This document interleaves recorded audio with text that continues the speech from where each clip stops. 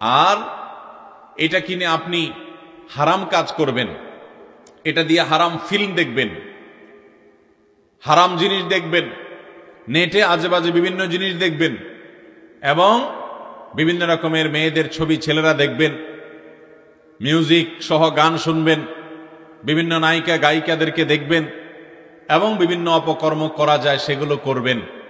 এই রকম উদ্দেশ্য যদি থাকে, অথবা যেটা বললাম উদ্দেশ্য হয়তো সেগুলো নাই, কিন্তু আপনার উদ্দেশ্য হলো আপনি ভাবসাব জাহির করবেন, সবাই থেকে নিজেকে আলাদা করবেন, তাহলে সেক্ষেত্রে এই মোবাইল ফোন কেনাটাই আপনার এই অসৎ উদ্দেশ্যের কারণে আপনার জন্য গুনাহের কারণ হবে। আল্লাহ আমাদেরকে বেঁচে থাকার তৌফিক দান করুন। মোহতারাম হাজরিন, লিবাসুস শোহরা, নবী করিম সাল্লাল্লাহু আলাইহি ওয়াসাল্লাম এটি পড়তে নিষেধ করেছেন। লিবাসুস শোহরা কাকে বলা হয়? যেই পোশাক মানুষ কেনেই এই উদ্দেশ্যে যে সবার থেকে আমি আলাদা কিছু হয়ে যাব। আমাদের দেশে এক সময় পাখি ড্রেসের কথা খুব বেশি শোনা যেত। ঈদের সময় মেয়েরা বাবা মার কাছে বায়না ধরত যে আমাকে পাখি ড্রেস কিনে দিতে হবে। পাখি ড্রেস যদি কোনো বাবা মা কিনে দিতে না পারতেন, তাহলে অনেক মেয়ে আত্মহত্যার পথেও চলে গেছে, এমন ঘটনাও পেপার পত্রিকায় আসছে। ঠিক না ভাই? ঠিক। পাখি ড্রেসের প্রতি এত টান, এর কারণ কি? এর কারণের ভিতরে একটা কারণ এটাও যে এটা কেউ কেউ পড়ছে, সবার নাই, তো আমার যদি থাকে তো একটা অহংকার হবে যে আমার কাছে এটা আছে পাখি ড্রেস। এরকম যে কোনো পোশাক যদি কেউ এই উদ্দেশ্যে কিনে বা পরে যে সবাই থেকে আমি নিজেকে আলাদা করে ফেলবো, এটার মাধ্যমে আমি বিশেষ কিছু হওয়ার চেষ্টা করব, প্রসিদ্ধ হওয়ার চেষ্টা করব, সবাই আমার দিক তাকিয়ে থাকবে, আল্লাহ মাফ করুক, এই উদ্দেশ্যে যদি সে কোনো পোশাক কিনে, নবী করিম সাল্লাল্লাহু আলাইহি ওয়াসাল্লাম এটাকে লিবাসুস শোহরা বলেছেন, যে এটা দিয়ে সে নিজেকে আলাদা করলো, প্রসিদ্ধ করার চেষ্টা করছে, বিশেষ করার চেষ্টা করছে, তাহলে এটি কেনা, এটি পরিধান করা গুনাহের কথা। ঠিক একইভাবে মোবাইল ফোনের বিষয়, আল্লাহ তাআলা এই মোবাইল ফোন কেনা এবং ব্যবহার করার ক্ষেত্রে আমাদের উদ্দেশ্যটাকে, নিয়তটাকে খালিস করার তৌফিক দান করুন। নাম্বার 2, একজন মুসলমান তিনি মোবাইল ফোনে যখন কথোপকথন করবেন, কথাবার্তা বলবেন, কল দেওয়ার পর বিসমিল্লাহ শুরুতেই প্রথম তিনি কি বলবেন? হ্যালো, প্রথমে কি বলবেন? আসসালামু আলাইকুম ওয়া রাহমাতুল্লাহ, সালাম দিবেন। কথা বলার আগে কি দিতে হবে? সালাম দিতে হবে। আমরা বেশিরভাগ লোক ধরেই কি বলি? হ্যালো। আরে হেলবে পরে আগে সালাম দাও, কিন্তু সালাম অনেকে আমরা দিতে জানি না। ভাইরা আমার, সালাম দেওয়ার পর যিনি কল করবেন তিনি সালাম দিবেন।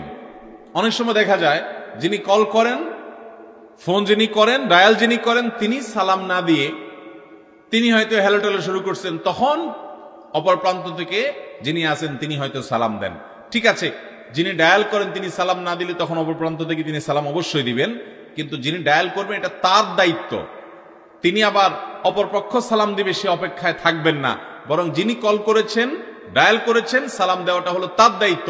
কারণ নবী করিম সাল্লাল্লাহু আলাইহি ওয়াসাল্লাম বলেছেন যে আসবে আগন্তুক সে বসা মানুষকে সালাম দিবে, যে দাঁড়ানো সে বসা অপেক্ষা করা মানুষগুলোকে সালাম দিবে, আগন্তুক অপেক্ষমানদেরকে সালাম দিবে, দাঁড়ানোওয়ালা বসাদেরকে সালাম দিবে। ঠিক একইভাবে যে ফোন ডায়াল করবে, কল করবে, সে ফোন দিবে, সে সালাম দিবে যার কাছে কল করা হয়েছে তাকে। তিনি ফোনটা রিসিভ করার সাথে সাথে প্রথম কথাই হবে আসসালামু আলাইকুম ওয়া রাহমাতুল্লাহি ওয়া বারাকাতুহু। অথচ আমরা অনেকে ফোন করার সময়, রিসিভ করার সময় এই বিষয়টা খেয়াল করি না। অনেক নিয়মিত সালাম দেওয়া মানুষও আছেন যে অন্য সময় সালাম দেন মাশাআল্লাহ, কিন্তু মোবাইল ফোনের সময় সালাম দিতে উনি ভুলে যান। আছে না এই রোগটা আমাদের মধ্যে?